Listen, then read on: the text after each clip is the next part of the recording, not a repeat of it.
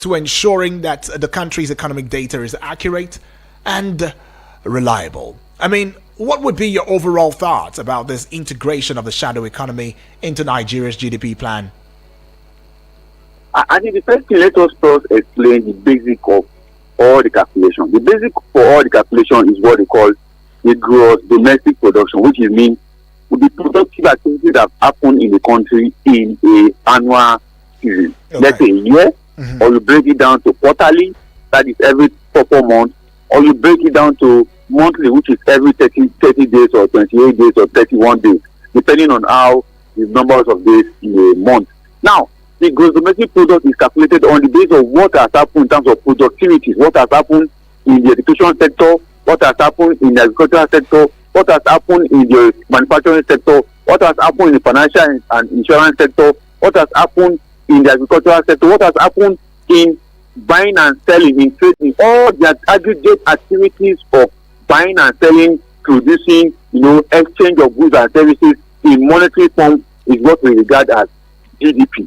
So we put all that together, and they calculate it, and they say, okay, for GDP for a particular section, a particular season, it is 2.1, it is 3.5, it is like the last GDP calculation that was done for 2024 for the third quarter was 3.6. Yeah, but so that is what GDP represents. That is the basic of all these calculations that we are talking about. Now, when we now talk about the shadow economy, the shadow economy reflects all those economy aspects or productive aspects that are not calculated before now.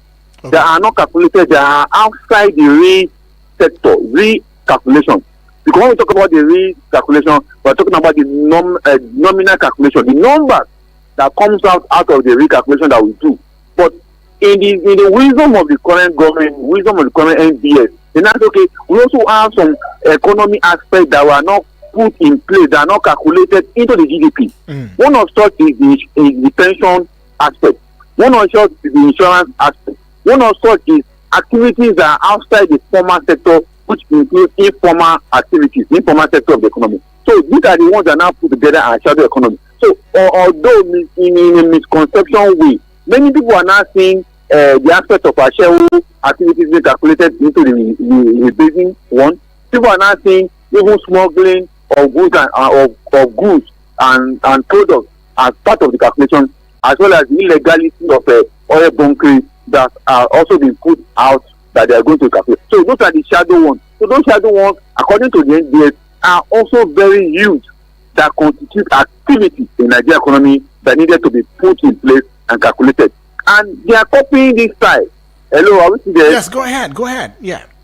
So they are copying this style of GDP calculation from other development plans that have done this before, that even currently they are still doing it. And that's why they are not okay. For us to really understand our GDP, let us rebase it. And rebasing it, let us recalculate it on the basis of the entire activities that are taking place in Nigeria, either legally or illegally. Let us calculate it. But we need to record that in 2009, between 2012 to 2015, or 2010 to 2015, when we do rebasing of our GDP, we never think of those illegal activities or illegal or unmoral activities that will not be part of the productive sector. We never think of that.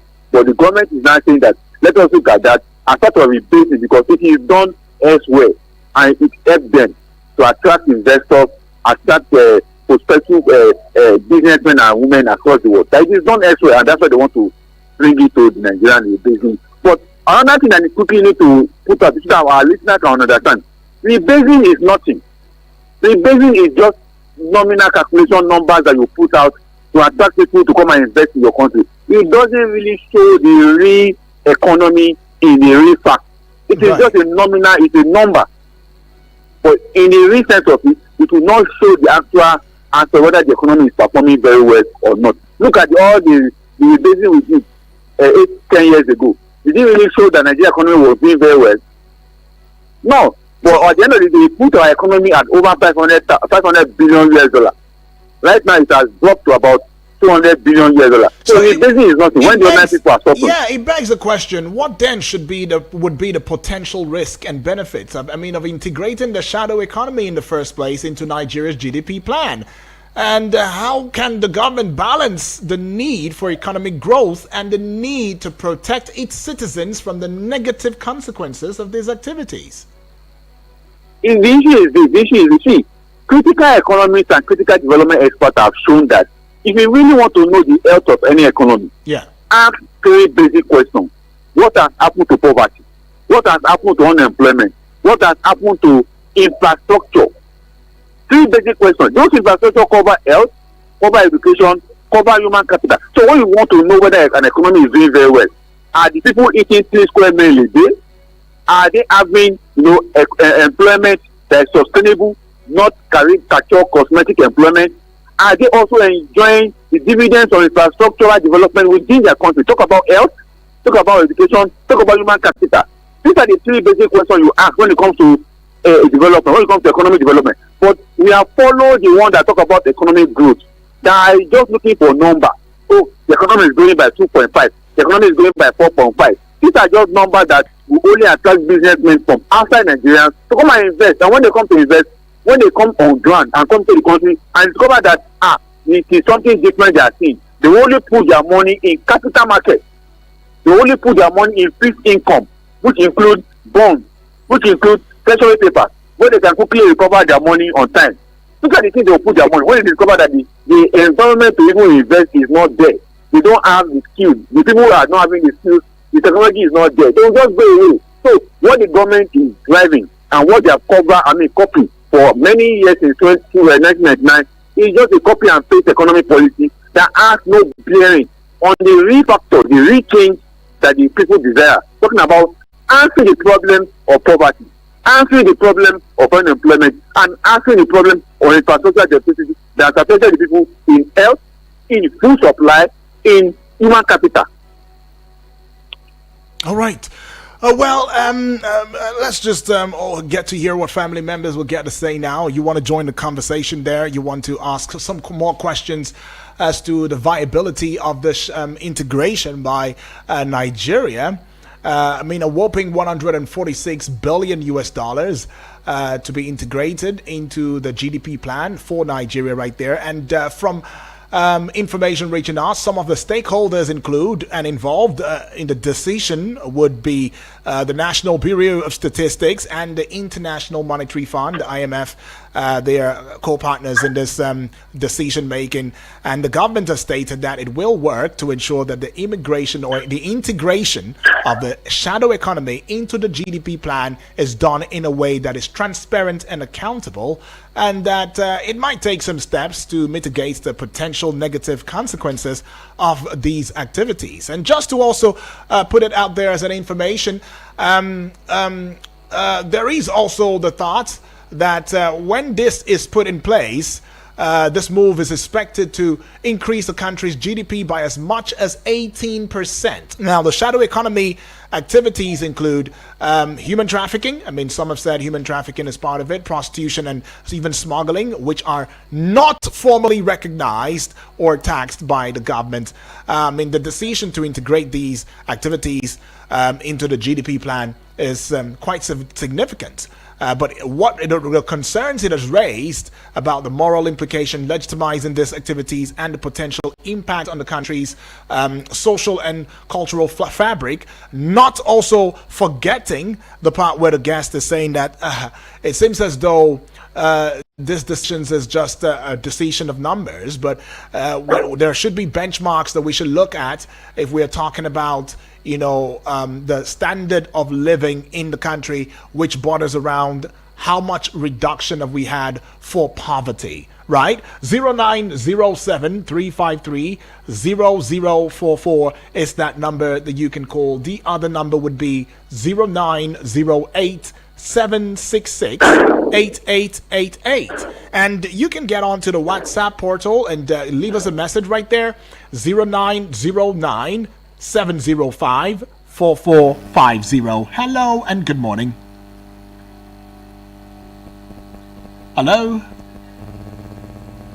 All right, that would be a miss. Do well to call back the numbers 0907 353 0044 or 0908 766 8888. Hello and good morning.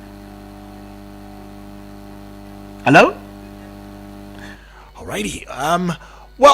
Get onto the WhatsApp. I want to implore and indulge and enjoin you to get onto the WhatsApp portal right there if that number, is given a little bit of a network glitch. That will be 0909 705 4450. Leave us a message right there via WhatsApp and we will take your message on there. Or better still, get across social media platforms where we have a strong presence. I'm talking about YouTube, subscribe, Facebook as well. Give us a like, give us a following at Eagles FM Abuja. Hello and good morning. Hello? Alrighty. Okay, well, Mr. Adefolari, right. There are some concerns as well. I mean, there is, you already said that there are some misconceptions, but let me start with a story from a Nigerian. Now, he says, I have first-hand the impact of shadow economy on our country. I mean, many of my friends and family members have been affected by the shadow economy, either directly or indirectly. I mean, for example, he continues, my cousin was a victim of human trafficking and it took our family months to locate her and bring her back home. The experience was traumatic and it highlighted the need for the government to take action to address the shadow economy. One pertinent question arises from this personal story. How can the government balance the need to address shadow economy with the need to protect its citizens from negative consequences of these activities? And what support systems can be put in place to help those who have been affected? But just before you bring your thoughts in, let's take this call. Hello and good morning. Hello, good morning, lady. Yes, how good are morning. you? I'm fine, thank you. God bless you. I Yes, greet our please. guests in the studio. Yes. We are talking human traffic, right? Yeah, is this blessing? Yes, All right. it's blessing from a All tackle. right. Well, we are talking shadow economy. I mean, shadow economy, which involves some of the economic activities that are not indeed captured, in the GDP plan, right? Oh, Not really human trafficking. That's not what we really talk about. When we are talking about economy, Yes, please. our economy is not working. We no really get a better people where they go look after our economy. Okay, look at our president now. He say want to bring people to invest our country Nigeria. Are you put the praise on that to bring people? We have youth where they capable to do what you want to ask our country to do for us. We want to bring the people. First of all, before you bring people inside country where you are, where you know where we are, an issue of security. First of all, tackle issue of security first. Okay, you when you dey represent me now, if anything happen for your town or for your city or anywhere you go or for your villages, we will hold you accountable. We hold that person accountable. Another, you appoint another youth where you know say they can capable to do it. They can ginger the village and not want to hear anything happen or kidnapper or issue of killing. If I see that, I will get you arrested. You will go to the land of no return. We know how that accountability for that because where the money is coming in, they will share it together. Did you understand now money where America or Africa want to borrow to us? It don't land for Nigeria. How we go tell you how they go tell you that money now? Who's capable to tell us how much you use? Okay, look at money for light when we dey pay every day. You go dey pay for light. They no go tell you how much you use, what you are paying for. The money go just come. They go share the money between themselves. Nobody can talk. Who can accountable for it? We no even get. Look at we have minister of petroleum. Who can accountable? How much are we spending a day? How much are we consuming a day? Okay. Who can accountable for it? We no get it. I get that, baby. They are not doing well. Please, if we can obtain it, may we the world go back where we come from. If they hand over 40 for you, if as you get there, if you don't do your work well, believe me, your guy will be sack you. Right. Because you know how to do the work well. But who go sack these people? Nobody. Right. Thank you. Let me answer my customer. Thank you so much, BB. BB taking out time right there to add a voice. Mr. Adefolari, and of course to you, listener, we will come back, to the discourse. But then let's go on the short recess. We'll be back in a short bit.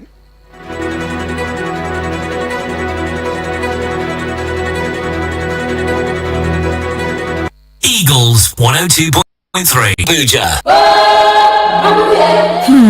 My people, the thing where they happen for my area, eh? Do you think I will now find out that you have contract to bring fresh girls? I brought you from the gutters. Who gave you all the connects? MDG who? Without me, you would have been nobody. But Join Media Coalition and Awareness to Halt Human Trafficking, MICAT, on I Wish I Knew radio drama every Saturday at 10 a.m. Let us join hands and kick human trafficking out of our communities. I Wish I Knew radio drama, brought to you by MICAT in partnership with the National Agency for Prohibition of Trafficking in Persons, NAPTIP, and funded by the Embassy of Denmark in Nigeria. Eagles 102.3 Abuja. Wow, it's Emirates. A time of the year when we all start to plan our next holidays, and you are spoiled for choice with Emirates. Fly better to over 114 destinations and connect to over 1,700 more with their partners across the world. And what a way to travel, with bars in the sky, onboard showers, and award-winning in-flight entertainment. It's no surprise that Emirates was named the best airlines in the world. So book now on Emirates.com. Eagles 102.3 Abuja.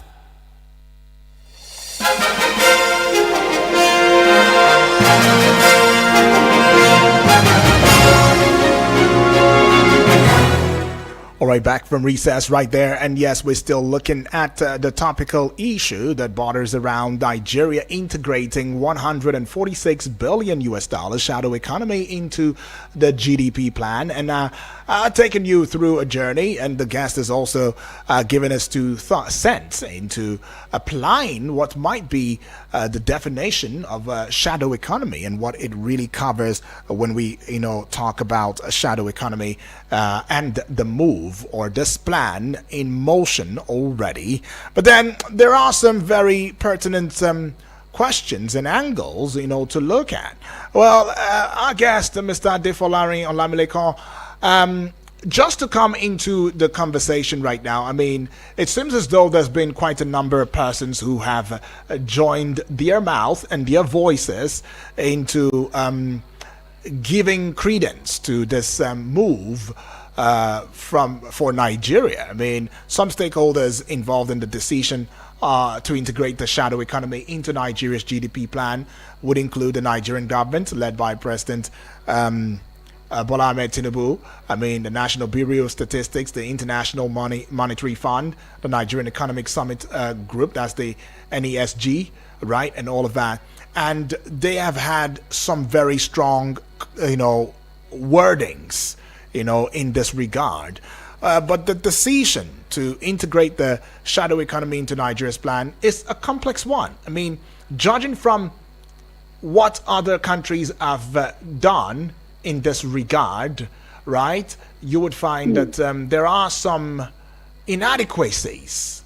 In fact, some experts believe that there is not in a very true sense of the word, a systemic way or a straitjacketed way of indeed embodying all of these economic activities and capturing them, right? And that it does require some nuanced, understanding of historical, economic, and social factors that contribute to the issue. I mean, the government must balance the need to promote economic growth on the one side, as well as development on the other side, with the need to protecting the vulnerable populations and to address the root causes of the shadow economy in itself. So one critical question will come to bear. How will the government indeed integrate or ensure that the integration process is transparent and accountable? And what steps will be taken to mitigate, potential negative consequences? Be that as it may, is the shadow economy a move in the right direction? The first thing we need to, what is shadow economy? Okay. Shadow economy, my understanding, my study, is divided into two. We have the legal aspect of shadow economy, and we have the illegal activities of shadow economy. Okay. When we talk about legal activities of shadow economy, we're talking about businesses in the informal sector that are not really captured by data of the Nigerian state. Data from NBS doesn't capture them. Data from Federal Ministry of Finance doesn't capture them. Data from CBN doesn't capture them. So we can regard this set of businesses that are not captured into the economy of Nigeria as legal For shadow example, economy. what businesses are we talking about? The street vendor now? Are we talking about? Definitely, they will be on the list. They will be the first on the list. The street vendors, the vulcanizer on the road, Yeah. the shoemaker on the road, the welder on the road, The truck all pusher. these people that you see that are carrying legal activities, but you see them in the informal sector, they are under the shadow economy. Then we also have the other side of shadow economy, activities that are illegal. Take for instance kidnapping for ransom. Take for instance issues of human trafficking. Take for instance issue of drug trafficking. Take for instance issue of 419. Take for instance the activities of Yahoo boys, either Yahoo Plus or whatever. They are also. What about prostitution? Is that part of it? Definitely, prostitution, in my own understanding, is a age-long society activity that even time immemorial, even before some of us were born, it has been part and parcel of humanity. Okay. But the challenge with it is the moral ground and immoral ground that prostitution stand with. That's why many people are a little bit not too comfortable bringing prostitution into GDP calculation. What I'm trying to say is that the amount of money that a sex worker will be collecting on each round of sex that she's going to be giving out, then we are going to calculate it as part of our GDP. So the moral ground of it is what we are having confusion that whereby many people are saying no, this cannot be part of it because it has a moral deficit in talking about it. So what many people are now arguing is that are we going to be now encouraging prostitution? Are we going to be now encouraging sex businesses? Are we now going to be encouraging issues whereby people who are into illegality now to be bold enough to now say, okay, since government now recognize them into the GDP, definitely we must be carrying out some of these activities. Talk about oil bunkering, talking about crude oil theft, talking about kidnapping for ransom, talking about ritual activities that are being carried out because of money. So these are the other aspects of shadow economy that are very, very illegal that we need to quickly state out. And that's why many people are now saying, even if we want to bring shadow economy into the GDP, separate the ones that are legal from the ones that are not that are illegal. And that has been the concern. But the critical aspect, are you with me? Yes, go ahead. The critical aspect that many of us are yet to understand why country calculate their GDP is this. You see, you made mention of IMF is supporting it, NSLG is supporting it, some stakeholders are supporting it. Let me first explain this. One of the basic items that a country GDP is recognized by international bodies like World Bank, IMF, WTO is this. It gives you the leverage to borrow money. Oh. If you have a very huge GDP, it gives you the leverage to borrow money. At this point, the IMF World Bank benchmark for borrowing money is 60% of your GDP. At least 60%. Imagine us having a 1 trillion GDP. That means you can be borrowing close to 600 billion US dollars. You don't know, do you get it now? Yeah. That's what it means. And that's why they are clamoring that we should replace the economy and add shadow economy into it so that it can blow up, it cannot attract borrowing for us. That's just it. So is that a way forward? I mean, when some experts are expecting the government to build a conducive and create a conducive environment where entrepreneurs, small business owners, SMEs, MSMEs can thrive, give them soft landing and soft loans that should allow for these businesses to run, look into industrialization of the economy in itself, allowing for manufacturers to have, a level playing field, in terms of resource acquisition and purchase and all of that. What is that a move in the right direction, though? So, the key issue is this. If government wants businesses to thrive in Nigeria, there are three critical things they need to do. Repair the damage or deficit structural challenges that we're having.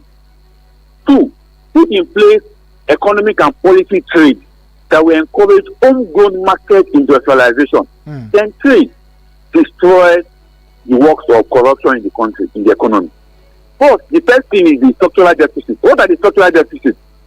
Lack of electricity, lack of logistic instrument, infrastructure, roads, and the rest of them. Then also the issue of how people can borrow money from banks and the rest of them. These are structural issues that we have. Then the second one is trade, economic and trade policy that will encourage Nigerians to be able to trade and put in place opportunity for them to export some of the products they are producing. We don't have that concrete economic policy or trade in Nigeria.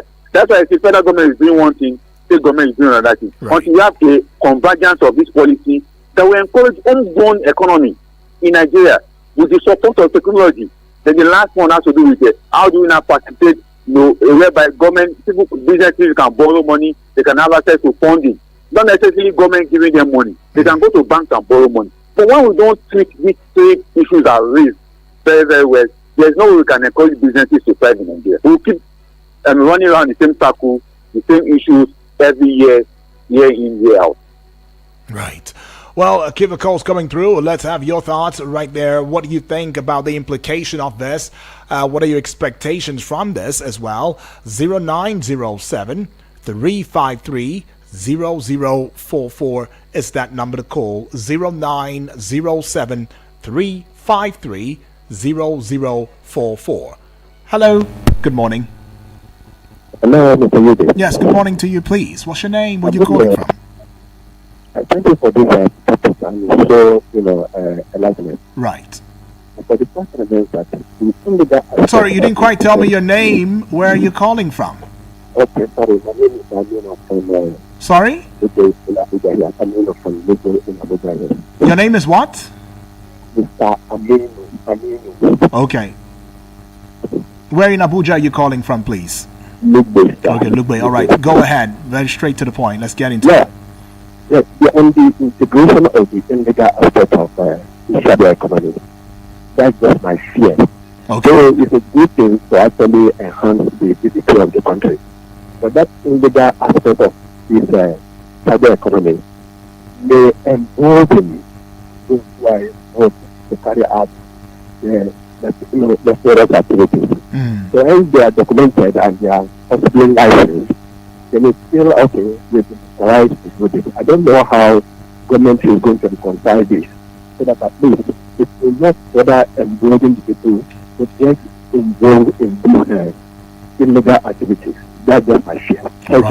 Thank you so much. Right there, the fear is about emboldening these illegal activity perpetrators right there, and that's what he's got to say. But what have you to say in this regard? Is it a step in the right direction, or is it just a policy of numbers just to attract foreign investors to get into the country without having to really look into the structural lives of in Nigerian in terms of poverty reduction, in terms of infrastructural development and all of that?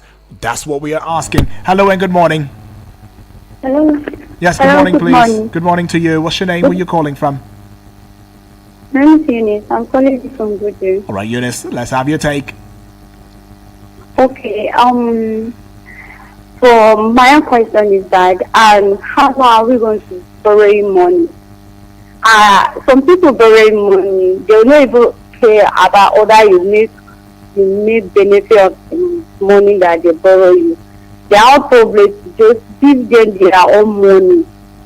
So how are we going to borrow money? And secondly, I'm a victim of what happened to me last year in my business place. Always domination shop. These people should talk to them, because we start the business. It's not that it's done. Let's say, okay, you go to another place, you create place that you're making money on your own. Before you know, they demolish the place. So how are we going to do about that? Okay. That's my question. Okay, thank you. Right, Eunice, coming from a place of matters that concern, okay, we struggle to put a business together and we're trying to thrive, and suddenly there is a demolition coming through. How is the government even thinking to tackle these kinds of situations? But we'll just take this last call and then we'll call it a close. Hello, good morning. Hello, good morning, Yudi. Yes, good morning to you, please. What's your name? Where are you calling from? Yeah, this is Felix from Lambata. Right, Felix. My greetings to all the callers and listeners. All right, Felix. Felix from Lambata. 1 minute, please. Let's get into it. Yes, please. Until we get it right, until our policies are right, whether we integrate the economy into the economy we will continue to go round and round and round and round and make no headway. Okay.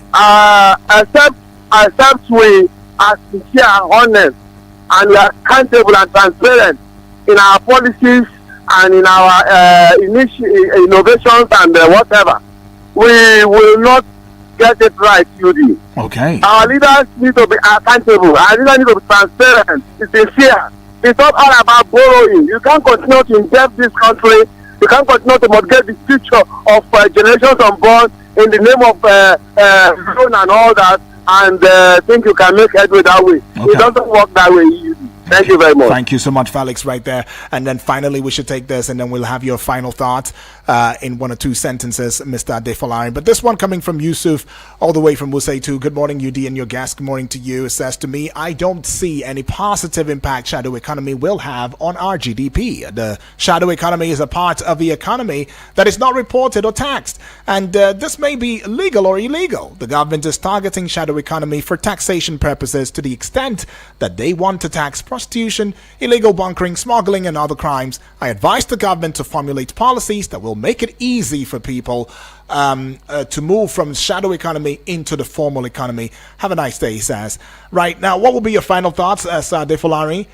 Maybe in 2 sentences. I think very interesting from all the callers as well as people that are writing. Yes. You know, shadow economy is very, very critical in every country's economy. There is no way government can totally bring them into the official economy, but one way or the other, government will definitely want to start from them, and that is ensuring that they also provide a leveling environment for shadow economy people to migrate from the shadow aspect into the real part of the economy, which most of us have been calling for. But on the other hand, is this: we must tell ourselves the truth. The essence of rebasing the GDP is to have a GDP number that could be attractive to investors outside the country, and also be a leveraging ground for us to borrow money from international bodies. That is just the fact, and that is just the truth. And the government must hear this.